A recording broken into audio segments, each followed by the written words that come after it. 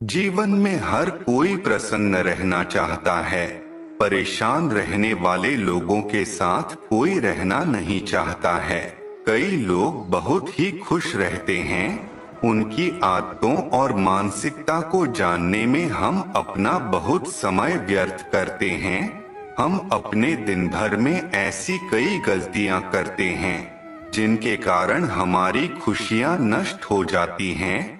खुश रहने वाले लोग उन गलतियों को करने से बचते हैं और अपने दिन भर के काम को परफेक्शन के साथ करते हैं।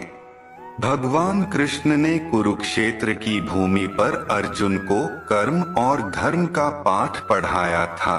इसके बाद उन्हें ज्ञान की प्राप्ति हुई थी। गीता में मानव जाति से जुड़े सभी बातें बताई गई हैं। खुश रहने वाले लोग किसी की आलोचना नहीं करते हैं। उनका मानना होता है कि इस तरह वो अपनी ही खुशियों को नष्ट कर रहे हैं। इसके साथ ही उनका स्वभाव बहुत ही निम्र होता है और अपने साथ वो दूसरों की खुशियों का ध्यान भी रखते हैं। संतुष्ट लोग ही अपने जीवन में खुश रह पाते हैं। उनके पास जितना होता है वो उसका ही आभार व्यक्त करते हैं। अपने जीवन से दूसरों के जीवन की तुलना करना उन्हें पसंद नहीं होता है। हर बात को लेकर शिकायत करना एक ऐसा लक्षण माना जाता है जो आपका ध्यान केंद्रित नहीं होने देता है। इससे आप जिंदगी में वो सब नहीं पा सकते हैं जिसे पाने की इच्छा करते हैं। खुशमिजाज लोग इस बात को अच्छे से समझते हैं कि शिकायत करना किसी बात का हल नहीं होता है। अतीत में खोए रहने वाले लोग हमेशा उदास रहते हैं। अतीत में हुई घटनाओं को सोचते रहते हैं, लेकिन इससे सिर्फ समय की बर्बादी होती है। जो लोग हमेशा खुश रहना जानते हैं वो इस बात की फिक्र नहीं करते हैं कि उनके जीवन में उनके लिए गए फैसलों का क्या प्रभाव होगा। इससे वो हमेशा खुश रहते हैं और अपनी जिंदगी खुलकर जीते हैं। मनुष्य के अंदर दुख, शोक, चिंता, भय या व्याकुलता आने के मुख्य रूप से दो ही कारण होते हैं।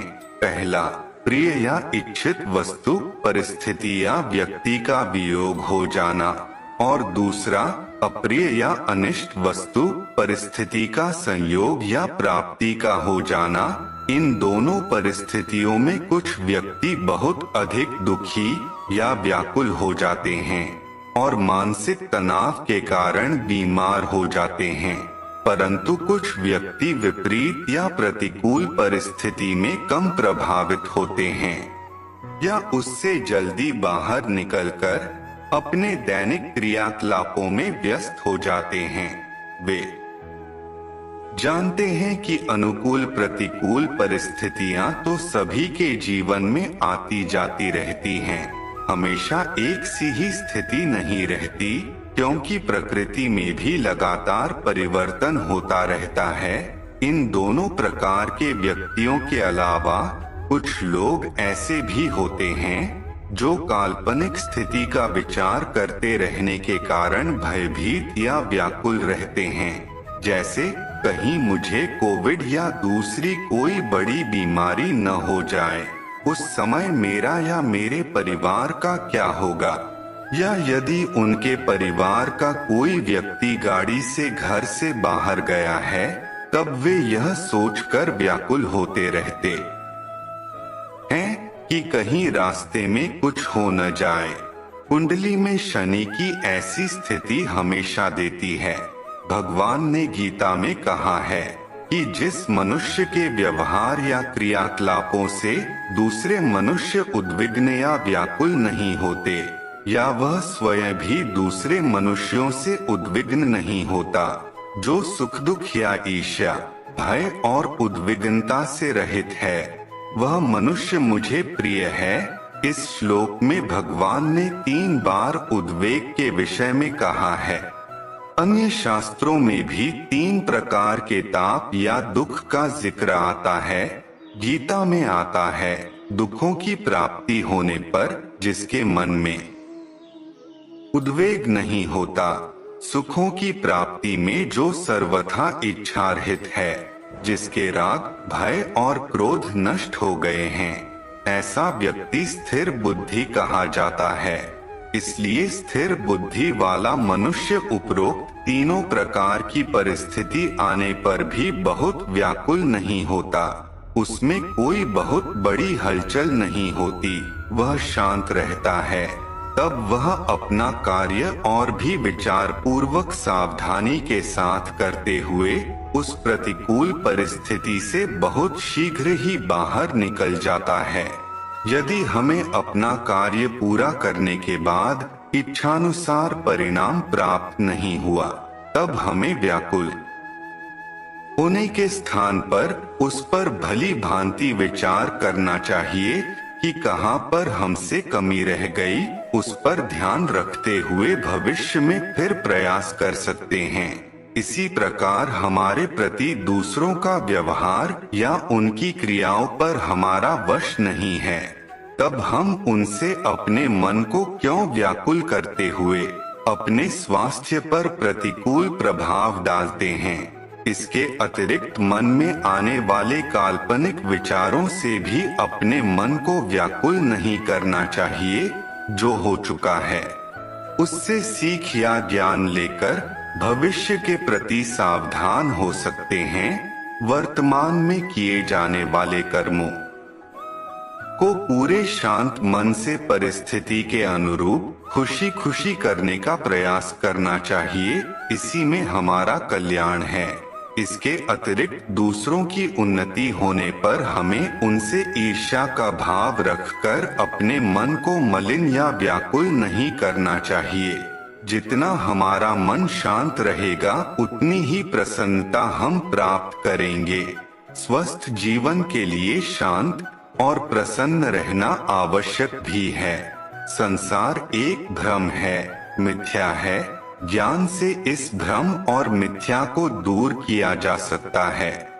जरूरी नहीं कि जो हम देख रहे हों, सुन रहे हों, वह सत्य ही हो। दुनिया कुछ नहीं बल्कि एक धोखा है। वास्तव में इस जगत का कोई अस्तित्व नहीं है। जो ऐसा सोचते हैं, उनके लिए मौत के बाद मुक्ति के बारे में सोचने के लिए यह एक अच्छी प्रेरणा है। अगर ऐसा ही है तो यह बात मायने नहीं रखती कि हम जीते हैं या मरते हैं। यह एक सपना है। सपना चले जाने से किसी को जरा सा भी दुख नहीं होता, मन वापस सामान्य हो जाता है। यह एक बंद आँख का और एक खुली आँख का सपना है। खुली आँख में यह दिखने लगेगा तो जीवन में बोध आ जाएगा। ज्ञान के प्रकाश से ही इस धोखे को काटा जा सकता है।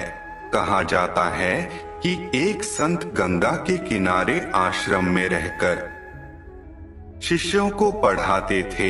एक दिन उन्होंने रात होने पर अपने एक शिष्य को कोई वस्तु दी और बोले, इसे अंदर जाकर मेरे बिस्तर पर रखाओ।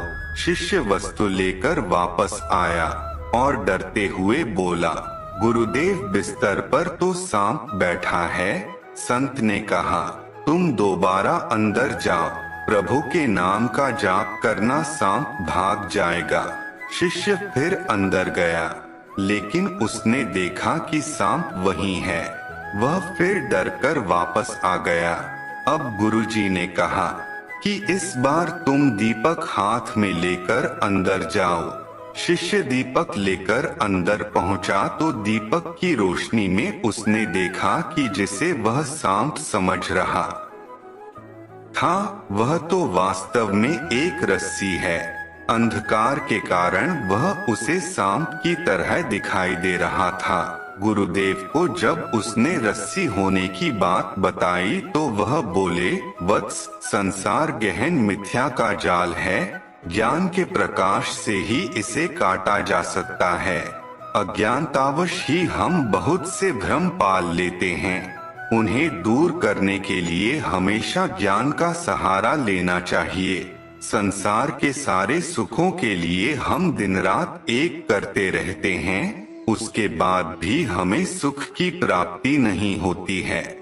दूसरी ओर अपनी आत्मा के सुख के लिए हम कभी प्रयास ही नहीं करते। इसी से कई प्रकार के पाप होते रहते हैं। हम मन में सिर्फ सुख का चिंतन करते रहते हैं, जबकि इस संसार में सुख और दुख है नहीं। सुख और दुख को हम स्वयं मान लेते हैं। दुख के कम होने को ही हम सुख मानते हैं। हमारे मन का काम होता है भ्रम पैदा करना। जिस चीज की हमें चाह होती है या जिस चीज से हमें कोई डर होता है, कई बार उसके होने या दिखने का हमें भ्रम होता है। यह हमारे ही मन से ही निर्मित होता है। इससे पहले हमारे मन में इसकी छवि पैदा होती है और बाद में हमें कुछ दिखाई देने का भ्रम प्रतीत होता है। दुनिया में सभी तरह के भ्रम हमारे मन से ही निर्मित होते हैं। इसे हम अपने मन की कल्पना शक्ति से भी जोड़कर देख सकते हैं। यह तो सब जानते हैं कि जो है आज का ही समय है और अभी का ही पल है। भूतकाल या कहीं बीता हुआ कल और भविष्यकाल या आने वाला कल